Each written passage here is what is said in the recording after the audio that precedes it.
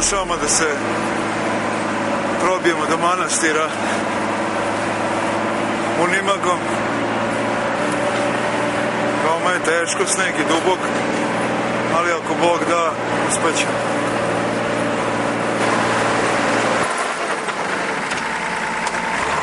Početkom marta Unimag se probio na samo nekoliko kilometara do manastira, ali dalji prohod bio je nemoguć.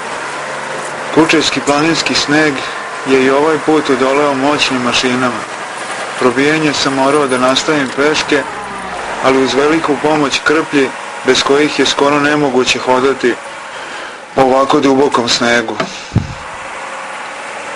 Ipak, probijeno je celih 30 kilometara dubokog snega i zadatak je uspešno okončan.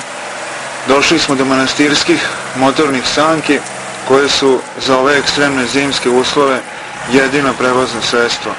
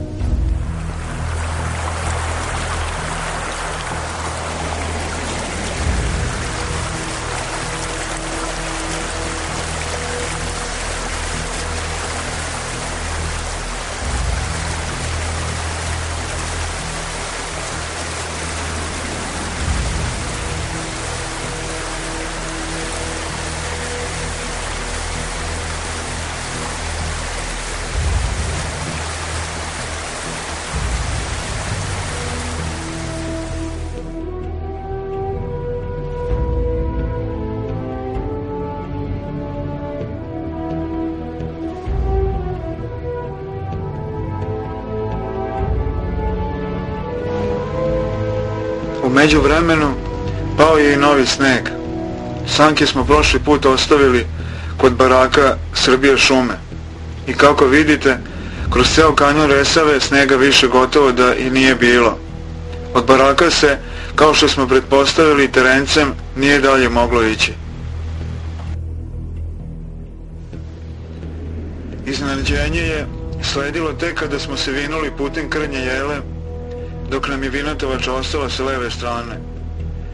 Veoma veliku dubinu snega i mnoštvo ogromnih dugačkih smetova po putu mogle su da savladaju samo teretne, široko gusenične motorne sanke.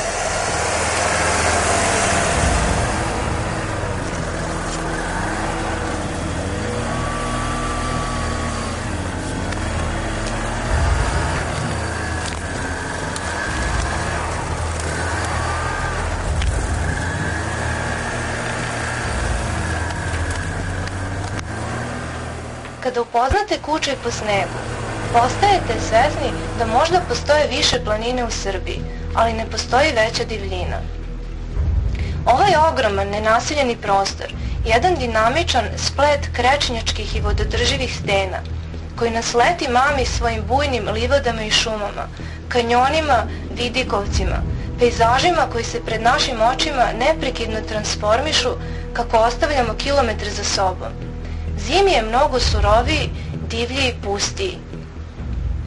Ljudi koji su i leti po Kučaju retki, zimi uopšte nema, a putevi bez obzira da li je reč o šumskim makadamima ili jedva uočljivim kozijim stazicama, nestaju pod debelim snežnim pokrivačem da bi se ponovo pojavili tek u kasno proleće kada se otope snegovi.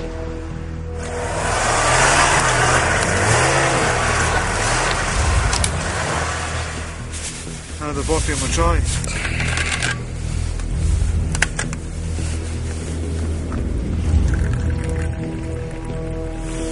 Evo, izvoli. Ovo. Благодарим.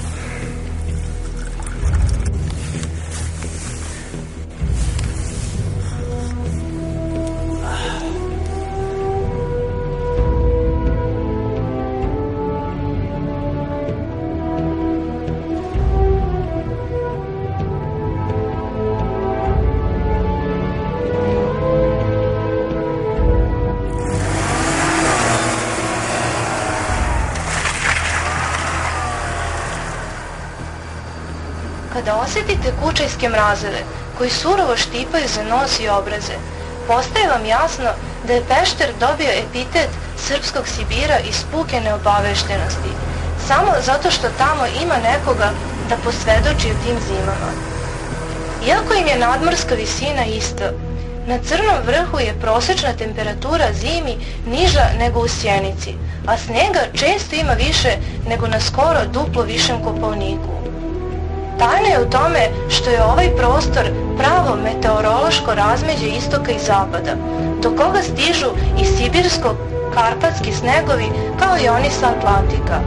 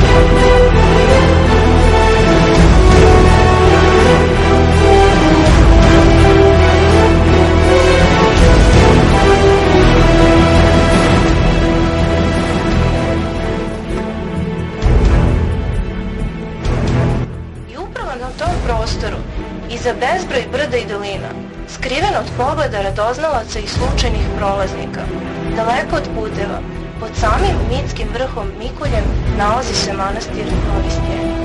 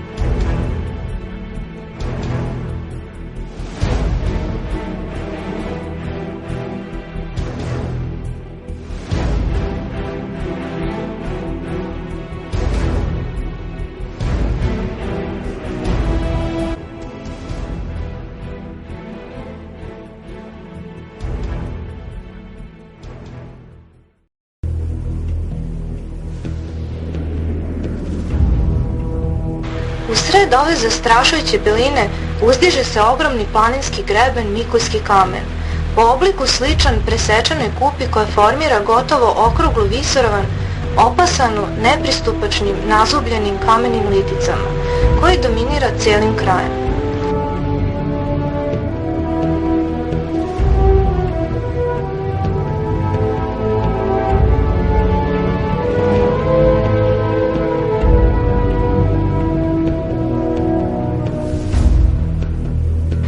Uz sam kamen, na ovom veoma surovom mestu, gde klimatski uslovi, naročito zimi, čine život izolovanim i veoma teškim i čak opasnim, poput gnezda surog orla, smešten je gorstački manastir Novi Stjenik.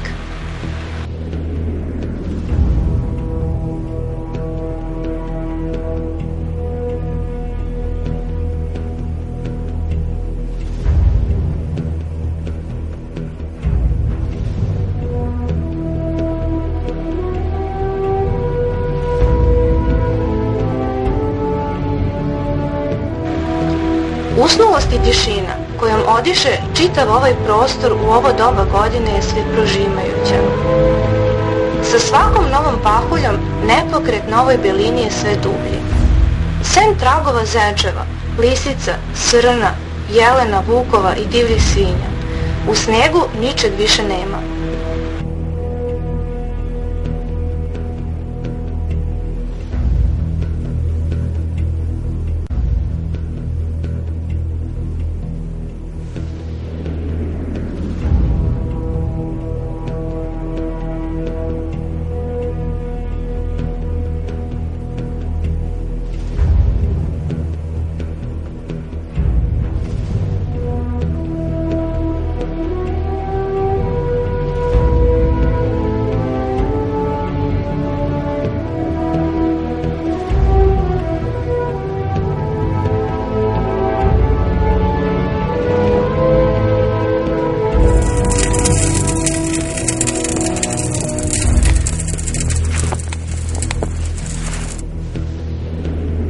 Ugledati čoveka ovde usred zime bilo bi gotovo zastrašujuće iskustvo i povod da se upitamo da nije kojim slučajem pre reč o utvori, jednostavno zato što ljudi dotle u ovim uslovima zaista ne stižu.